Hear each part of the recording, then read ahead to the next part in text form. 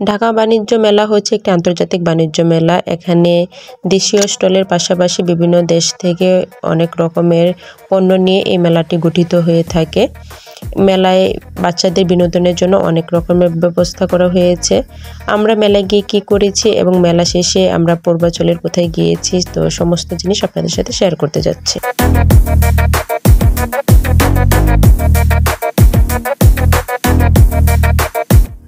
আসসালামু আলাইকুম, কেমন আছেন সবাই? আশা করি সবাই ভালো আছেন। আলহামদুলিল্লাহ, আমরা সবাই ভালো আছি। তো আজকে আমরা চলে গিয়েছিলাম ঢাকা আন্তর্জাতিক বাণিজ্য মেলায়। তো এবারে আমরা মেলায় যাব, অনেক দিনেরই প্ল্যান। তো সময় করে বাচ্চাদেরও যেহেতু স্কুল বন্ধ ছিল, তো অফ ডেতে আমরা আসলে যাইনি, শুক্রবার শনিবার সেটা না গিয়ে আমরা গিয়েছিলাম হচ্ছে মঙ্গলবার দিন, যেন ভিড় ঝামেলা এগুলো যেন কম পাই। তো সেই জন্যই আমরা এই দিনটা সিলেক্ট করি। ইচ্ছে ছিল আমরা সকালে নাস্তা করে চলে যাব, তবে বাচ্চারা সাথে থাকলে তো তা হয় না, ওদেরকে রেডি করা খাওয়া। তো ভাবলাম যে দুপুরের খাবার খেয়ে তারপরে যাই। তো দুপুরের খাবারটা আর্লি খেয়ে আমরা বাসা থেকে 2টার দিকে বের হয়ে যাই। তো রাস্তায়ও একদম ফাঁকা ছিল মোটামুটি। তো মেলায় চলে আসলাম। মেলায় ওই দিন রাশটা কমই ছিল, যেহেতু আমরা অফ ডে না নিয়ে আমরা অফিসিয়াল ডেতেই আমরা যাওয়ার প্ল্যানটা করে নিই। তো সেই জন্য আমরা আসলে ওই রকম রাশ পাইনি। আলহামদুলিল্লাহ, খুব ভালোভাবে আমরা ওইখানে ঢুকতে পেরেছি, যেতে পেরেছি, কোনো ধাক্কাধাক্কি না, কিছু না। মানুষ ছিল, অনেক মানুষ ছিল, তবে সাধারণত মেলাতে তো এত এই মানুষ না, আরও অনেক মানুষ থাকে, আপনারা জানেন।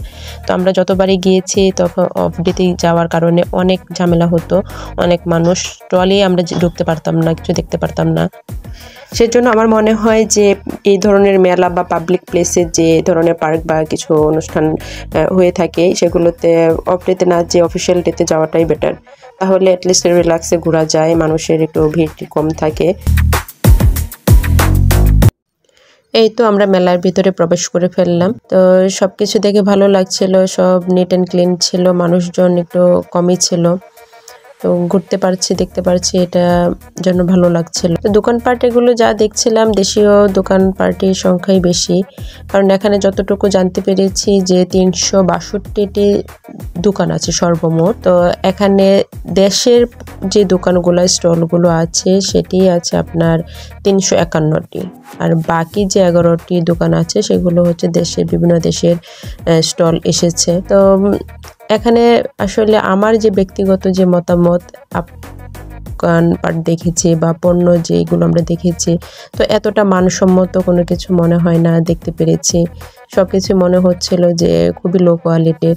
তো মেলাতে তো আসলে এটা হয়, এটাই স্বাভাবিক, তবে বাণিজ্য মেলা বলে কথা। তো এখানে তো সবাই একটা আশা করে যায় যে ভালো কোয়ালিটির কিছু দেখবে। ছিল না যে তা না, তবে খুব কম সংখ্যক। বেশিরভাগ দোকানগুলোতে মনে হচ্ছে একই রকমের প্রোডাক্ট, সবগুলো দোকানে কিছু ভিন্ন রকম ব্যতিক্রম ধরনের কিছু আসলে তেমন দেখতে পাচ্ছিলাম না। তবে এই যে এখানে একটি জিনিস প্রথমে আমরা যেটিতে ঢুকলাম, সেটি হচ্ছে হাতের কাজের জিনিসপত্র। আর আপনারা দেখে তো একটু বুঝতেই পেরেছেন, এটি হচ্ছে জেলে যারা থাকে তাদের দিয়ে বানানো হয় এই হস্তশিল্পগুলো। তো আমাদের দেশের এই হস্তশিল্প, কুটির শিল্প, এগুলো তো বরাবরই সুন্দর হয়ে থাকে। তো এই জিনিসগুলোই এখানে ব্যতিক্রম এই মেলার মধ্যে আমি যা দেখতে পেরেছি। তো এগুলো তো সবসময় ইউনিক টাইপের হয়ে থাকে, দেখতে খুবই সুন্দর লাগে, ব্যবহারের জন্য খুবই ভালো। তো এই জিনিসটা ছাড়া আসলে আমার কাছে মনে হয়নি যে কোনো জিনিস আমি ব্যতিক্রম দেখতে পেয়েছি।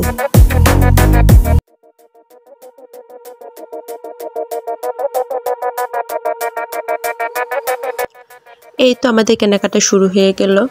তো আমার ননদ মেলায় আসার আগে থেকে উনি বলছিলেন যে মেলায় একটি ভাইরাল একটা কাটার দেখেছেন, তো উনি এটা কিনতে চান, উনি এটা কিনবেন। তো এখানে এসে এটা দেখা হচ্ছিল, তো আমিও ভাবলাম যে আমিও একটা কিনে নিই। তো এই জিনিসগুলো মেলার আসলে কতটা ভালো হয়, ওদের যখন দেখি যে ওরা যখন কাটে বা কিছু করে, খুব ইজি মনে হয় আসলে। তবে এখন অবধি আমি ট্রাই করে দেখিনি যে জিনিসটা কেমন বা কেমন কাটা যায়। তবে যা কিনে নিয়ে নিলাম। আর এদিকে বাচ্চারা দেখেন একটার পর এক জিনিস আবদার করছে যে এটা নেবে, ওইটা নেবে। তো ওদেরকেও ওদের আবদার পূরণ করা হচ্ছে।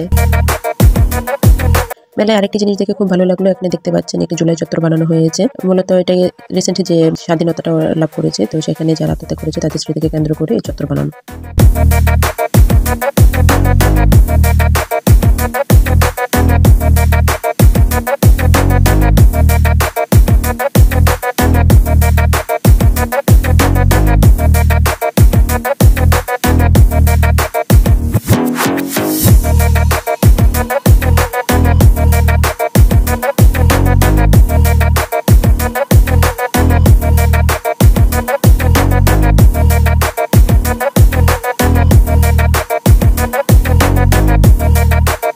আমরা যারা ঘরোয়ালি আছি তাদের কাজই হচ্ছে মেলা বা এই টাইপের কোথাও গেলে হাঁড়ি বা তেল দেখতে হবে, কিনতে হবে। তো আমিও চলে গেলাম একটি ফ্রাই প্যান কেনার জন্য, সিঙ্গেল ডিম পোচ করার জন্য যে ফ্রাই প্যান সেটা কেনার জন্য। আসলে আমার যেটা ছিল সেটা নষ্ট হয়ে গিয়েছে, তো এখানে ওই রকম সিঙ্গেল পাচ্ছিলাম না, যা পাচ্ছিলাম একটু মাঝারি সাইজের বড়। তো এখানে আরেকটা জিনিস দেখছিলাম, সেটি হচ্ছে এখানে 5টা ডিম বা পিঠা একসাথে বানানো যায় এরকম একটা ফ্রাই প্যান। তবে ওরা অনেক বেশি দাম চাচ্ছিল আর বলছিল এটা ব্র্যান্ডের। তো মেলা থেকে যেহেতু কিনবো তাহলে ব্র্যান্ডের জিনিস মেলা থেকে কেন নেই, ব্র্যান্ডের দোকান থেকে নিতে পারি। তো এটা ভেবে আর কি চলে আসলাম এখান থেকে।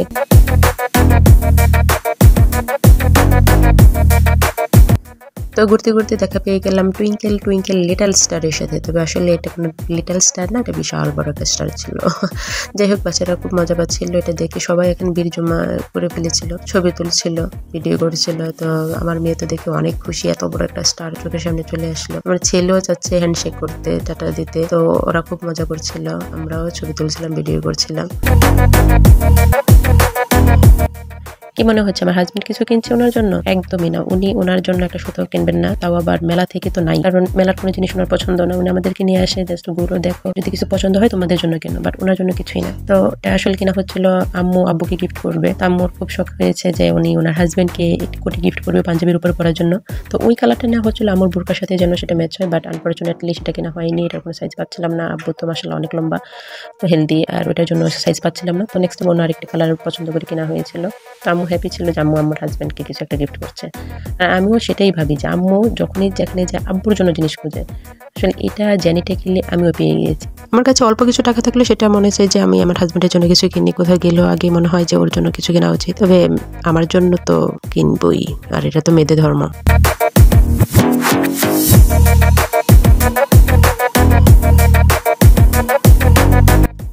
দেখতে পাচ্ছেন মেলাতে বাচ্চাদের বিনোদনের জন্য যথেষ্ট ব্যবস্থা রাখা হয়েছে, বিভিন্ন ধরনের রাইডস রাখা হয়েছে। তবে প্রত্যেকটা রাইডসে ওঠার জন্য যে ফিটা দেওয়া হয় সেটা তুলনামূলক অন্যান্য পার্ক থেকে বা অন্য সব মেলা থেকে এখানে বেশি মনে হচ্ছিল, আবার সময়টাও কম। এক একটা রাইডসে ওঠার জন্য দেখা গেছে 150 টাকা থেকে শুরু। তো আর সময়টাও দেখা যায় কোনোটাতে 5 মিনিট, কোনোটাতে 10 মিনিট, তার থেকে বেশি তো নাই। তো এত অল্প সময়ে এত টাকা দিয়ে আসলে রাইডস চড়াটা আমার কাছে মনে হলো একটা অপচয়। বাচ্চারা এনজয় করছে, ওরা মজা পাবে, এটা তো ঠিক, কিন্তু এত অল্প সময়ের জন্য বারবার মানে উঠানো তো আর পসিবল হয় না, সবার পক্ষে সেটা সম্ভব হয় না। তো এই জিনিসটা আমার কাছে মনে হলো যে একটু পারছিল না। তবে দুঃখজনক ব্যাপার হলো জাস্ট ওরা 5 মিনিটস পেলো। তো 5 মিনিটস তো ওদের বুঝতেই সময় লেগে যায়। তো ওরা আসলে এটা ওইভাবে এনজয় করতে পারেনি। তো পাশে আরেকটা ছিল, ওইখানে অনেকগুলো বাচ্চারা ছিল, তো ওরা খুব ভালোভাবে এটা এনজয় করছিল। তো এই তো বাচ্চাদের বিনোদন শেষ হওয়ার পরে আমরা তখন বাইরে ঘোরাঘুরি করছিলাম।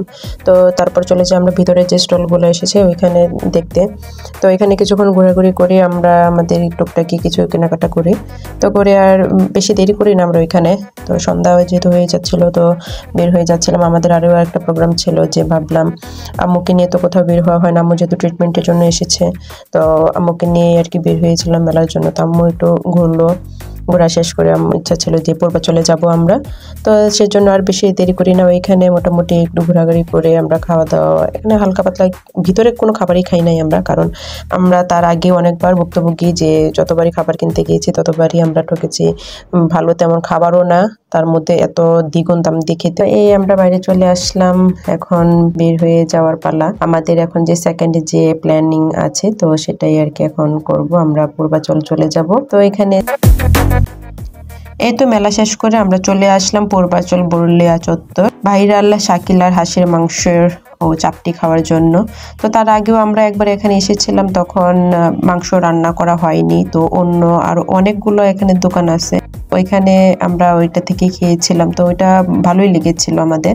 তো এখানে যেহেতু এটা ভাইরাল শাকিলার হাঁসের মাংস, তো একদমই দেখছেন মানুষ ভর্তি, আর এই কড়াইটা প্রায় শেষের দিকে। তো আমরা ভেবেছিলাম আর মনে হয় নাই, তো ওরাও আসলে বলে নাই যে আরও এক পাতিলা আছে। তো আমরা তখনই আর কি বসে, আম্মুকে উদ্দেশ্য হচ্ছে এখানে আম্মুকে খাওয়ানোর। তো আম্মু তো একদমই রাজি হচ্ছিল না, যেহেতু আম্মু উমরা করে এসেছে, আম্মু একটু পর্দার ভিতরে থাকতে চায়, মানুষের মধ্যে এমনি যেতেও চায় না, জোর করে নিয়ে গিয়েছিলাম। তো খাবার তো আরো খাবে, সেটাও রাজি হচ্ছিল না। বললাম যে তোমাকে একটা দেবো তুমি।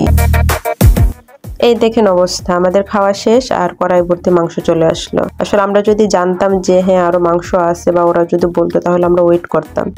তবে যাক, আলহামদুলিল্লাহ আমাদের রিজিকে যেটুক ছিল আমরা খেয়েছি, এতটাও খারাপ ছিল না। যেহেতু ভাইরাল শাকিল আর হাঁসের মাংস, মজা না হওয়ারও কোনো চান্স নাই। এই ভাইরাল শাকিল আর হাঁসের মাংস খেতে নাকি অনেক দূর দূরান্ত থেকেও লোকজন আসে, ঢাকার বাইরে থেকেও নাকি লোকজন আসে, আর এটা সারা রাত ধরে চলতে থাকে। তো আসলে জানি না যে এটার মধ্যে কি এমন আছে, মানুষের আসলে কতটুকু শখ, আল্লাহ ধরলে আপনার এত দূর দূরান্ত থেকে এসে এই হাঁসের মাংস চাপটি খায়। তো খাবারটা কিন্তু খারাপ না, খাবারটা কিন্তু ভালোই ছিল। আমরা চাপটি নিয়েছিলাম আর রুমালি রুটি নিয়েছিলাম। তো এই আমাদের খাবার দাবারের পালা শেষ করে আমরা এখন যাওয়ার পালা। তো এই জিনিসটা দেখে আমি আমার ছেলের কাছ থেকে লুকাতে চাচ্ছিলাম, সে যেন না দেখে, কিন্তু আমার মেয়েটাও শেষ পর্যন্ত ওকে দেখিয়ে দিল, কিন্তু ওকে আমি কিনে দিই।